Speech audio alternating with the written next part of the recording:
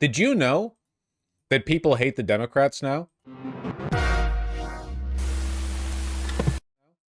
God bless them. They must be viewers of mine. Democrat town halls have been blowing up lately, too. Sean Casten, Illinois rep, I think he's in the Chicago area. Honestly, didn't check. Don't really care. We will have a question period. If you cannot behave respectfully, this is your nation's flag. If you cannot behave respectfully, then leave. Police asked Congressman Sean Casten to cut his town hall meeting short in Downers Grove last night after he was confronted by a man who said that he was upset by the congressman's support for Israel. Some constituents were escorted from that building. It wasn't just that one guy. The police recommended he end the town hall, not just remove that one individual. Honestly, they're downplaying it here. So CBS News Chicago. There have been a lot of Democrat town halls that have been going negatively. Coverage of town halls during the congressional recess. For the Dems. We've been reporting on the latest pushback Republicans have seen when they're facing their constituents. Tonight, a Democratic perspective and how a representative from Virginia is handling concerns from voters. If you had told me, 5, 6 years ago that this would be the state we'd be in, I'd say no, that just is incomprehensible to me. This is a Republican area, but we found no current Republican voters here. Instead, a spectrum of former Republicans, independents, and progressives. Nice to see you here. Their Democratic Congressman, Suhas Subramaniam, has been in office all of 76 days. Rip. He has an advantage over Republicans facing these crowds. These voters want him to lead them. He's saying that we're going to fight back, whether it's through the courts or in Congress, and I really like that he's standing up for us. That us includes many military veterans and some federal workers. It's hail. Sleepless nights. You don't know what's going to happen the next day. Every day you turn around, there's another executive order dismantling everything this country has really stood for all these years. Inside, Subramaniam addresses that. We're not in normal times anymore. And I'll say that right now, the American people, I think, want us to fight. They want us to be bold, and they want us to act. They largely agree with their congressman, but want more. For some, insight. I'm here because I'm scared. I'm not an intelligent, knowledgeable person. I'm just a guy. Oh, all right, hold on. Well, calm down, King. You should love yourself. And I see what's happening. What are the Republicans scared of? I think the most courageous Republicans right now are the ones that are retired, right? They retire and then they speak out, right? But we need some more people who are in office right now speaking out and being able to be principled. But others want something less vague. For Matt Lee, he's concerned that Democrats aren't doing enough to support members of the LGBTQ plus community. How can anybody feel like this party has their back when the lowest tier of marginalized people is just, we'll gladly toss them out? There is one moment of disagreement, and it comes from recent news. On this vote, the yeas are 217, the nays are 213. When all House Democrats but one, Jared Golden of Maine, voted against a short-term spending bill to keep government open, including... And then Schumer went ahead and threw it through the Senate, yeah. Subramaniam. So I just wanted to say that I'm a little bit disappointed in that decision, and I was hoping that you would vote more like Jared Golden. It was the worst CR I've ever seen. Well, we don't stand by that voter and his bad opinions on supporting Republican CRs. The point that I'm getting at here, or the thing that I'm leading to, I suppose, is this article that I saw, which is really, really funny. They hate us. Democrats confront their own Tea Party. Oh, thank God. Please, please. I'm crossing my fingers. I'm crossing my fingers. Democratic members of Congress back home in their districts for the last week have been encountering a level of anger and hostility that some see as reminiscent of the 2010 Tea Party. This dynamic could spill over into the 2026 primaries, with infuriated grassroots attempting to throw out House and Senate Democrats they see as unprepared to take on Trump. Quote, any Democratic incumbent who thinks they can rest on their laurels and not show their constituents they're fighting like hell is making a mistake, said Rep. Huffman. A senior House Democrat, speaking on the condition of anonymity to offer an even blunter assessment, told Axios, the people that have been voting with Republicans on these messaging bills are people that could get primaried. That's Schumer. He's talking about Schumer. These groups are paying attention to that, the lawmaker said. Democratic town halls across the country have been erupting into fury over Senate Democrats' decision to let a Republican spending bill pass rather than use it as leverage to constrain DOGE. People have suggested that Schumer should step down. Sean Casten's town hall was repeatedly rocked by disruptions and shut down by police after 45 minutes due to outbursts from pro-Palestinian protesters. Again, CBS News Chicago for framing this as though one guy, as if the police would shut down a congressional town hall because one dude is being belligerent. Like they wouldn't just remove the guy, you know? The senior House Democrat told Axios that a colleague called them after a town hall crying and said, "They hate us. They hate us." Among the music to my ears. Among the things I got at a town hall were, "Will you call for Chuck Schumer to resign?" the lawmaker said. "Last week I got, you need to tell your leadership they had no right rebuking Democrats for being strong at Trump's speech to a joint session of Congress." That's about Al Green, who got censured even by 10 Democrats in the House for shouting at Trump and wagging his cane at him. Another thing I got was, "Democrats are too nice. Nice and civility doesn't work. Are you prepared for violence?" There's something about this quote that really sticks with me. The senior House Democrat told Axios that a colleague called them after a town hall crying and said, "They hate us, they hate us." Crying. So if the colleague was crying, I think that implies a degree of sincerity, right? How out of touch would a Democratic representative have to be sincerely upset that their constituents hate how little the Democrats are doing?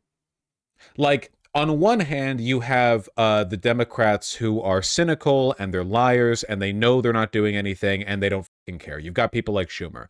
You've got people who are so inept and incompetent but self-assured, like, I don't know, Hakeem Jeffries. I doubt you could break through to them. But a person who cares enough that it would bring them to tears, but still doesn't seem to understand why. You understand what I'm talking about? On one hand, it's a little bit inspiring because it makes you think, oh, I guess maybe they do care on some level. There's some level of self-awareness. There's something that can be reached out to. But on the other hand, it's kind of despair-inducing because it's like, you're telling me that your ignorance on this subject was being held in spite of an actual concern for the feelings of your constituents? Like, you were able to arrive at where you are now despite caring. That's insane. I don't know.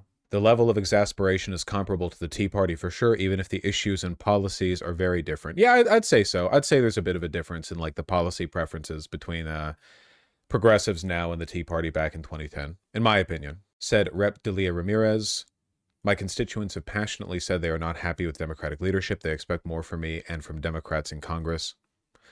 Yeah, we have for the first time since at least the aftermath of the 2008 election, Democratic voters have a net negative approval rating of their party in Congress. Down to, it's 27% aggregate support of the Democrats, which is absolutely insane. A Quinnipiac poll found that just 40% of Democrats approve of the job congressional Democrats are doing, down from 75% a year earlier. 40% to 75% in 1 year. Insane. A 35-point drop in a year. Actually unbelievable. I don't know, man. It's going to have to get a lot worse. But we can go lower. Oh, we can go lower. We can go lower. They're very good at being unlikable. Yeah, they are. This is a different one. This is with Senator Bennett. We have a video on that. Senator Bennett Town Hall. Please. Tonight, Democratic Senator Michael Bennet held a contentious conversation with some of the Coloradans he represents. Bennet and Democratic Congresswoman Brittany Pettersen. Jog my terrible memory. This is one of the senators who ended up voting with Schumer in favor of the Republican CR to fund DOGE and legitimize their destruction of our government. No, it's not. Then why do I remember Bennett's name being associated with that? Was he perhaps one of the people who didn't vote with it that I was surprised? I noted that, and I noted it with surprise, oh, he is voting against it? No, he never voted. No, I know he didn't vote for it now because you said so. I'm just trying to remember why I'm associating that. Patterson hosted a joint town hall in Golden. By our count, police escorted out at least 7 people for interrupting the discussion. Bennett's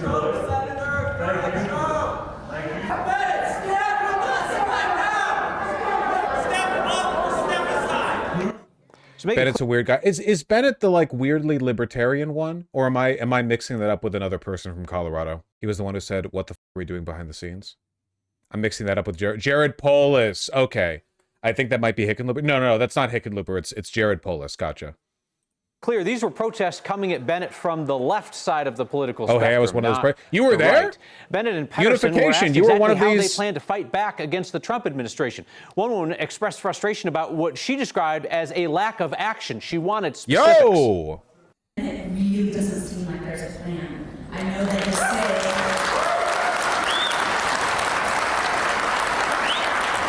Big claps to unification. We are the founders and we are the leaders, but come on, I feel like you're talking pretty.